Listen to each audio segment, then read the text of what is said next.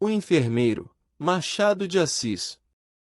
Parece-lhe então que o que se deu comigo em 1860 pode entrar numa página de livro? Vá que seja, com a condição única de que não há de divulgar nada antes da minha morte. Não esperará muito, pode ser que 8 dias, se não for menos, estou desenganado. Olhe, eu podia mesmo contar-lhe a minha vida inteira, em que há outras coisas interessantes, mas para isso era preciso tempo, ânimo e papel, e eu só tenho papel, o ânimo é frouxo, e o tempo assemelha-se à lamparina de madrugada. Não tarda o sol do outro dia, um sol dos diabos, impenetrável como a vida. Adeus, meu caro senhor, leia isto e queira-me bem, perdoe-me o que lhe parecer mal, e não maltrate muito a ruda, se lhe não cheira rosas. Pediu-me um documento humano, ei-lo aqui. Não me peça também o império do grão-mogol, nem a fotografia dos macabeus, peça, porém, os meus sapatos de defunto e não os dou a ninguém mais. Já sabe que foi em 1860. No ano anterior, ali pelo mês de agosto, tendo eu 42 anos, fiz-me teólogo, quero dizer, copiava os estudos de teologia de um padre de Niterói, antigo companheiro de colégio, que assim me dava, delicadamente, casa, cama e mesa. Naquele mês de agosto de 1859, recebeu ele uma carta de um vigário de certa vila do interior, perguntando se conhecia pessoa entendida, discreta e paciente, que quisesse ir servir de enfermeiro ao coronel Felisberto, mediante um bom ordenado. O padre falou-me, aceitei com ambas as mãos, estava já enfarado de copiar citações latinas e fórmulas eclesiásticas. Vim à corte despedir-me de um irmão, e segui para a vila. Chegando à vila, tive mais notícias do coronel. Era homem insuportável, estúrdio, exigente, ninguém o aturava, nem os próprios amigos. Gastava mais enfermeiros que remédios. A 2 deles quebrou a cara. Respondi que não tinha medo de gente sã, menos ainda de doentes, e depois de entender-me com o vigário, que me confirmou as notícias recebidas, e me recomendou mansidão e caridade, segui para a residência do coronel. Achei-o na varanda da casa estirado numa cadeira, bufando muito.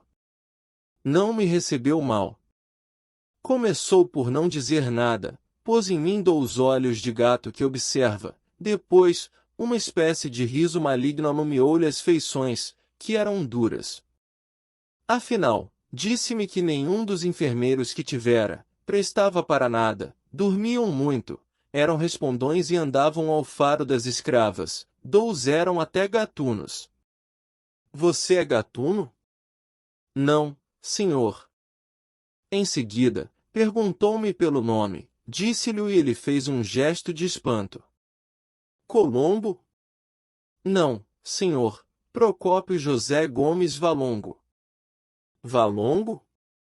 Achou que não era nome de gente, e propôs chamar-me tão somente Procópio, ao que respondi que estaria pelo que fosse de seu agrado. Conto-lhe esta particularidade, não só porque me parece pintá-lo bem, como porque a minha resposta deu de mim a melhor ideia ao coronel. Ele mesmo declarou ao vigário, acrescentando que eu era o mais simpático dos enfermeiros que tivera. A verdade é que vivemos uma lua de mel de 7 dias. No 8º dia, entrei na vida dos meus predecessores, uma vida de cão, não dormir, não pensar em mais nada, recolher injúrias, e, às vezes, rir delas, com um ar de resignação e conformidade, reparei que era um modo de lhe fazer corte. Tudo impertinências de moléstia e do temperamento. A moléstia era um rosário delas, padecia de aneurisma, de reumatismo e de 3 ou 4 afecções menores. Tinha perto de 60 anos, e desde 5 toda a gente lhe fazia vontade. Se fosse só rabugento, vá, mas ele era também mau, deleitava-se com a dor e a humilhação dos outros. No fim de 3 meses estava farto de o aturar, determinei vir embora, só esperei ocasião. Não tardou a ocasião. Um dia, como lhe não desse a tempo uma fomentação, pegou da bengala e atirou-me 2 ou 3 golpes. Não era preciso mais, despedi-me imediatamente, e fui aprontar a mala. Ele foi ter comigo, ao quarto, pediu-me que ficasse, que não valia a pena zangar por uma rabugice de velho. Instou tanto que fiquei. Estou na dependura, Procópio, dizia-me ele à noite, não posso viver muito tempo. Estou aqui, estou na cova. Você há de ir ao meu enterro, Procópio, não o dispenso por nada. Há de ir, há de rezar ao pé da minha sepultura. Se não for, acrescentou rindo, eu voltarei de noite para lhe puxar as pernas. Você crê em almas de outro mundo, Procópio? Qual o quê? E por que é que não há de crer, seu burro? Redarguiu vivamente, arregalando os olhos. Eram assim as pazes, imagine a guerra. Coibiu-se das bengaladas, mas as injúrias ficaram as mesmas, se não piores. Eu, com o tempo, fui calejando, e não dava mais por nada, era burro, camelo, pedaço de asno, idiota, moleirão, era tudo. Nem, ao menos, havia mais gente que recolhesse uma parte desses nomes. Não tinha parentes, tinha um sobrinho que morreu tísico, em fins de maio ou princípios de julho, em Minas. Os amigos iam por lá às vezes aprová-lo, aplaudi-lo, e nada mais, 5, 10 minutos de visita. Restava eu, era eu sozinho para um dicionário inteiro. Mais de uma vez resolvi sair, mas, instado pelo vigário, ia ficando. Não só as relações foram se tornando melindrosas, mas eu estava ansioso por tornar à corte. Aos 42 anos não é que havia de acostumar-me à reclusão constante, ao pé de um doente bravio, no interior. Para avaliar o meu isolamento, basta saber que eu nem lia os jornais, salvo alguma notícia mais importante que levavam ao coronel, eu nada sabia do resto do mundo. Entendi, portanto, voltar para a corte, na primeira ocasião, ainda que tivesse de brigar com o vigário. Bom é dizer, visto que faço uma confissão geral, que, nada gastando e tendo guardado integralmente os ordenados, estava ansioso por vir dissipá-los aqui. Era provável que a ocasião aparecesse. O coronel estava pior, fez testamento, descompondo o tabelião, quase tanto como a mim. O trato era mais duro, os breves lapsos de sossego e brandura faziam-se raros. Já por esse tempo tinha eu perdido a escassa dose de piedade que me fazia esquecer os excessos do doente, trazia dentro de mim um fermento de ódio e aversão. No princípio de agosto resolvi definitivamente sair, o vigário e o médico, aceitando as razões, pediram-me que ficasse algum tempo mais. Concedi-lhes um mês, no fim de um mês viria embora, qualquer que fosse o estado do doente. O vigário tratou de procurar-me substituto. Vai ver o que aconteceu. Na noite de 24 de agosto, o coronel teve um acesso de raiva, atropelou-me, disse-me muito nome cru, ameaçou-me de um tiro, e acabou atirando-me um prato de mingau, que achou frio, o prato foi cair na parede onde se fez em pedaços. Hás de pagá-lo, ladrão! Bradou ele. Resmungou ainda muito tempo. Às 11 horas passou pelo sono.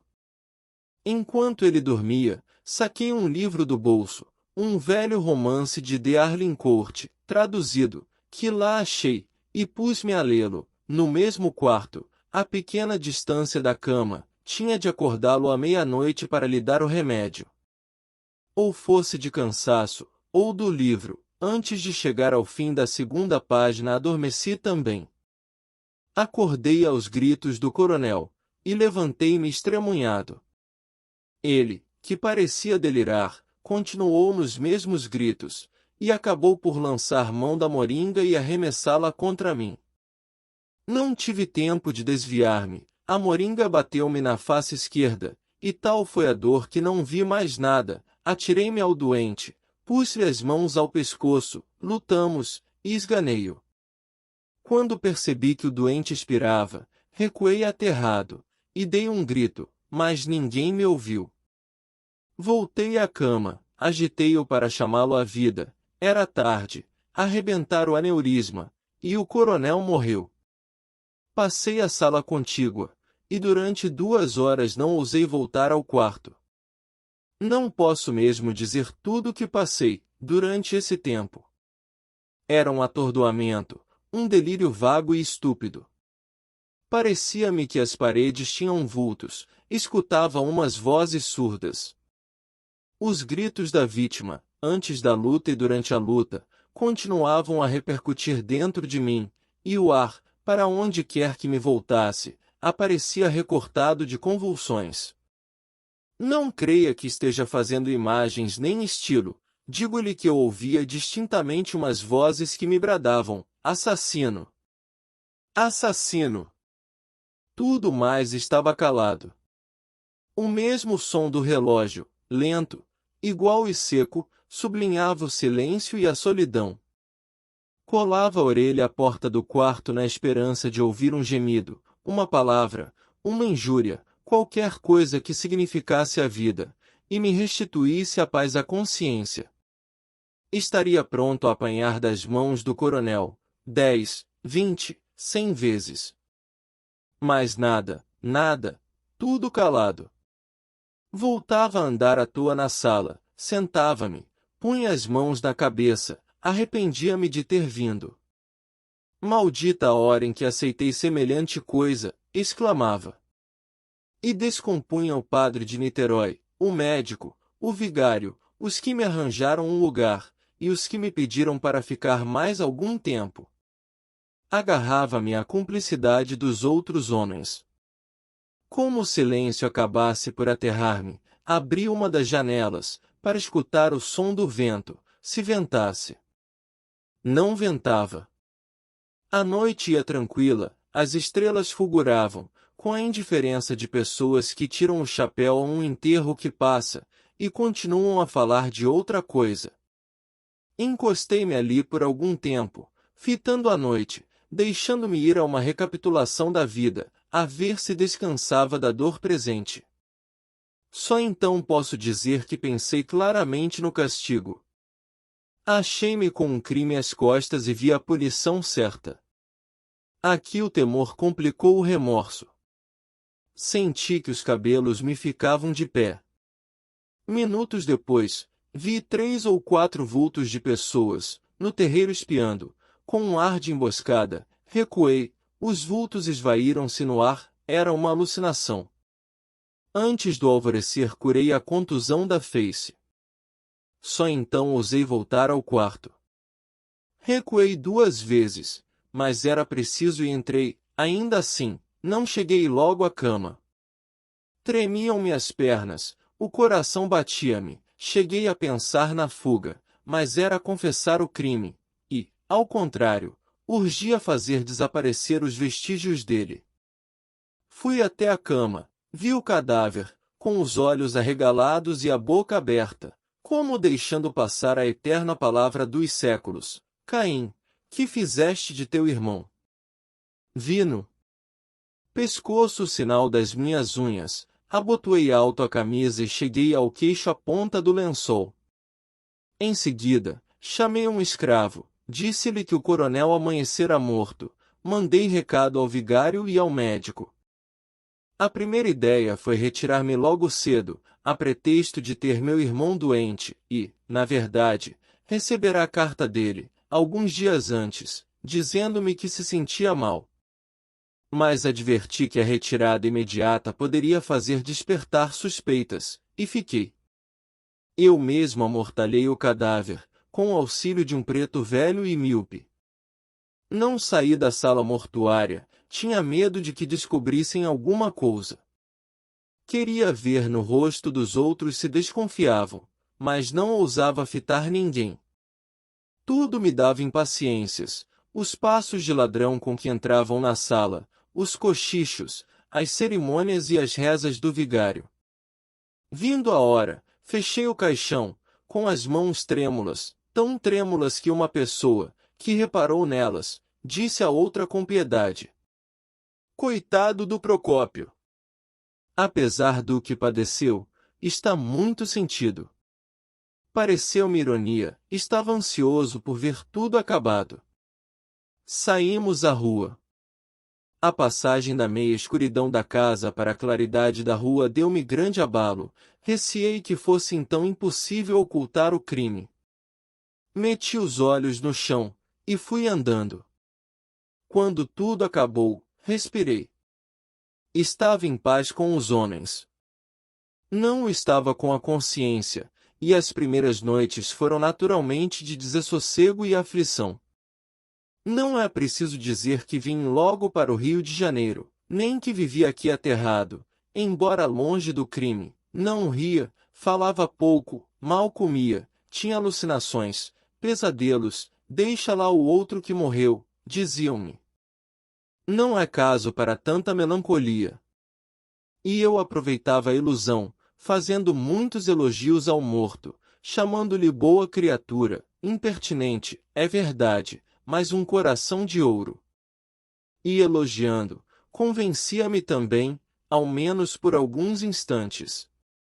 Outro fenômeno interessante, e que talvez lhe possa aproveitar, é que, não sendo religioso, mandei dizer uma missa pelo eterno descanso do coronel, na Igreja do Sacramento. Não fiz convites, não disse nada a ninguém, fui ouvi-la, sozinho, e estive de joelhos todo o tempo, persignando-me a miúdo. Dobrei a espórtula do padre, e distribuí esmolas à porta, tudo por intenção do finado. Não queria embair os homens, a prova é que fui só. Para completar este ponto, acrescentarei que nunca aludi ao coronel, que não dissesse, Deus lhe fale n'alma. E contava dele algumas anedotas alegres, rompantes e engraçados. 7 dias depois de chegar ao Rio de Janeiro, recebi a carta do vigário, que lhe mostrei, dizendo-me que fora achado o testamento do coronel, e que eu era o herdeiro universal. Imagine o meu pasmo. Pareceu-me que lia mal, fui a meu irmão, fui aos amigos, todos leram a mesma coisa. Estava escrito: era eu o herdeiro universal do coronel. Cheguei a supor que fosse uma cilada, mas adverti logo que havia outros meios de capturar-me, se o crime estivesse descoberto. Demais, eu conhecia a probidade do vigário, que não se prestaria a ser instrumento. Reli a carta, 5, 10, muitas vezes, lá estava a notícia. Quanto tinha ele? Perguntava-me meu irmão. Não sei, mas era rico. Realmente, provou que era teu amigo. Era. Era.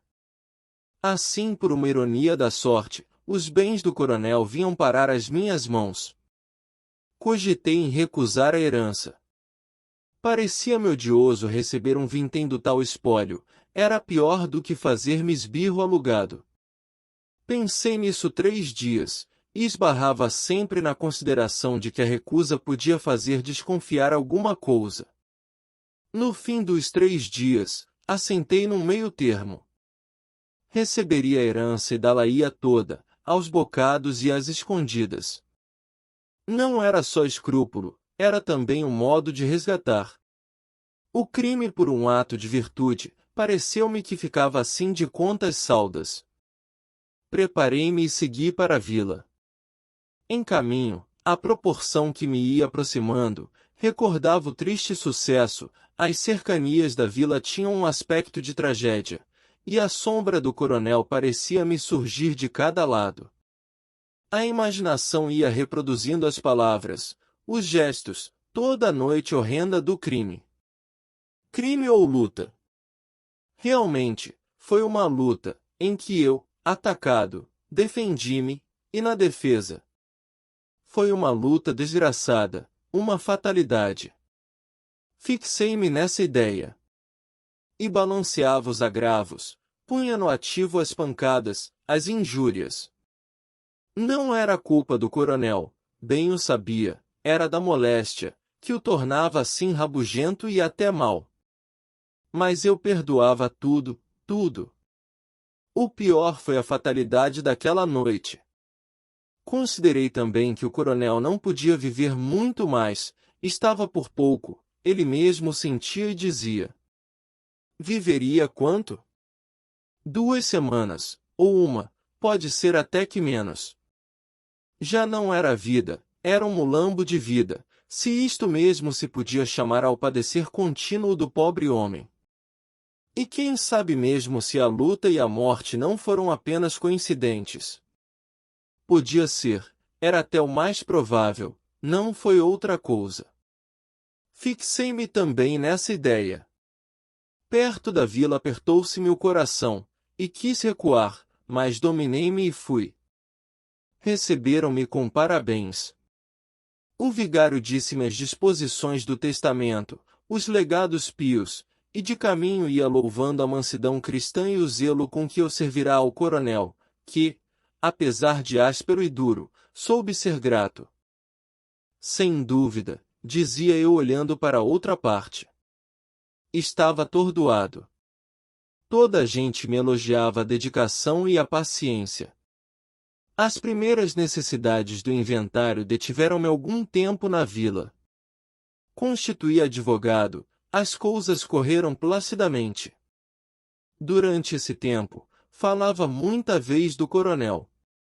Vinham contar-me coisas dele, mas sem a moderação do padre, eu defendia-o, apontava algumas virtudes, era austero. Qual austero? Já morreu, acabou, mas era o diabo. E referiam-me casos duros, ações perversas, algumas extraordinárias. Quer que lhe diga? Eu, a princípio, ia ouvindo cheio de curiosidade, depois, entrou-me no coração um singular prazer, que eu sinceramente buscava expelir.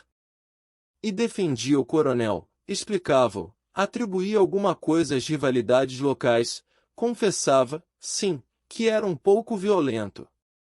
Um pouco? Era uma cobra assanhada, interrompia-me o barbeiro, e todos, o coletor, o boticário, o escrivão, todos diziam a mesma coisa, e vinham outras anedotas, vinha toda a vida do defunto. Os velhos lembravam-se das crueldades dele, em menino. E o prazer íntimo, calado, insidioso, crescia dentro de mim, espécie de tênia moral, que por mais que arrancasse aos pedaços recompunha-se logo e ia ficando. As obrigações do inventário distraíram-me, e por outro lado a opinião da vila era tão contrária ao coronel, que a vista dos lugares foi perdendo para mim a afeição tenebrosa que a princípio achei neles. Entrando na posse da herança, converti-a em títulos e dinheiro. Eram então passados muitos meses, e a ideia de distribuí-la toda em esmolas e donativos pios não me dominou como da primeira vez, achei mesmo que era afetação. Restringi o plano primitivo, distribuí alguma coisa aos pobres, dei à matriz da vila uns paramentos novos, fiz uma esmola à Santa Casa da Misericórdia, etc., ao todo 32 contos. Mandei também levantar um túmulo ao coronel, todo de mármore, obra de um napolitano, que aqui esteve até 1866, e foi morrer, creio eu, no Paraguai. Os anos foram andando, a memória tornou-se cinzenta e desmaiada. Penso às vezes no coronel, mas sem os terrores dos primeiros dias. Todos os médicos a quem contei as moléstias dele, foram acodes em que a morte era certa, e só se admiravam de ter resistido tanto tempo. Pode ser que eu, involuntariamente, exagerasse a descrição que então lhes fiz, mas a verdade é que ele devia morrer, ainda que não fosse aquela fatalidade. Adeus, Meu caro senhor, se achar que esses apontamentos valem alguma coisa, pague-me também com um túmulo de mármore, ao qual dará por epitáfio esta emenda que faço aqui ao divino Sermão da Montanha: bem-aventurados os que possuem, porque eles serão consolados. Fim.